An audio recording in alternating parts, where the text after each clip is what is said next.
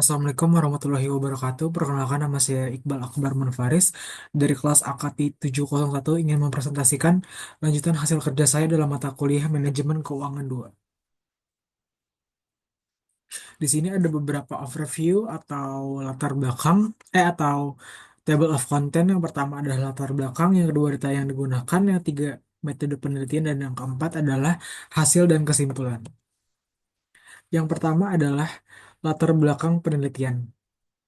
Era milenial membawa pengaruh besar terhadap perkembangan bisnis di Indonesia, ditandai dengan munculnya banyak perusahaan baru dan ketatnya persaingan.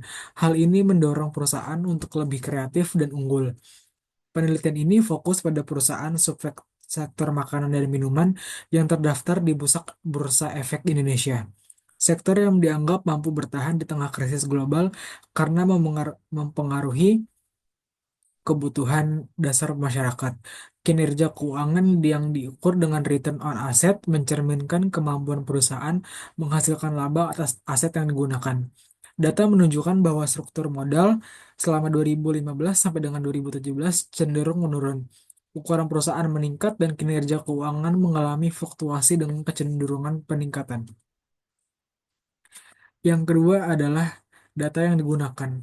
Untuk penelitian ini, data yang digunakan berasal dari laporan perusahaan yang terdaftar di Bursa Efek Indonesia selama periode 2015 sampai dengan 2017. Data ini meliputi struktur modal yang diukur dengan Long Term Debt Equity Ratio atau yang disingkat dengan LTDER. Ukuran perusahaan berdasarkan logaritma total aset dan kinerja keuangan yang diukur menggunakan return on asset.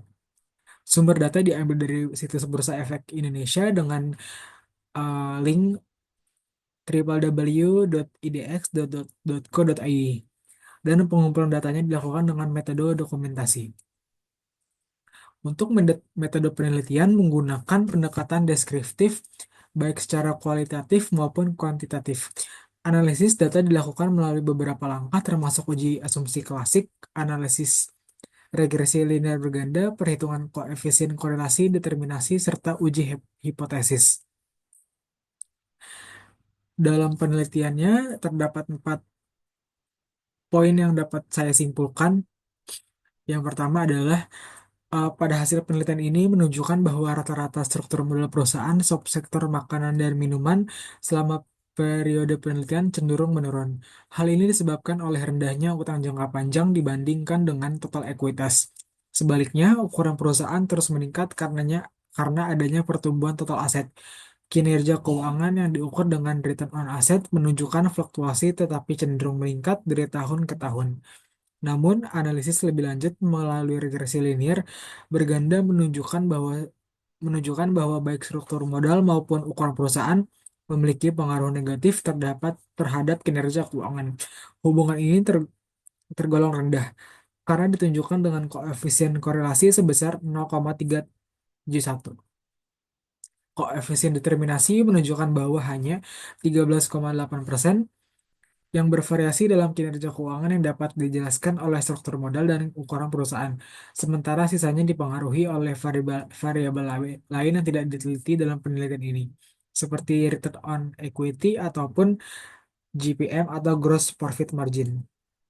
Dari penelitian tersebut dapat disimpulkan bahwa meskipun terdapat kecenderungan peningkatan dalam ukuran perusahaan dan kinerja keuangan, struktur modal yang menurun menunjukkan bahwa perusahaan mengandalkan lebih sedikit utang jangka panjang. Hubungan yang ditemukan antara struktur modal, ukuran perusahaan, dan kinerja keuangan tidak signifikan secara statistik. Penelitian ini merekomendasikan agar perusahaan meningkatkan stabilitas penjualan, mengelola aset dengan lebih baik, meningkatkan laba, dan mempertahankan fleksibilitas keuangan. Langkah ini diharapkan dapat menarik minat investor dan membantu perusahaan mencapai struktur modal yang optimal, yang pada akhirnya dapat meningkatkan kinerja keuangan secara keseluruhan.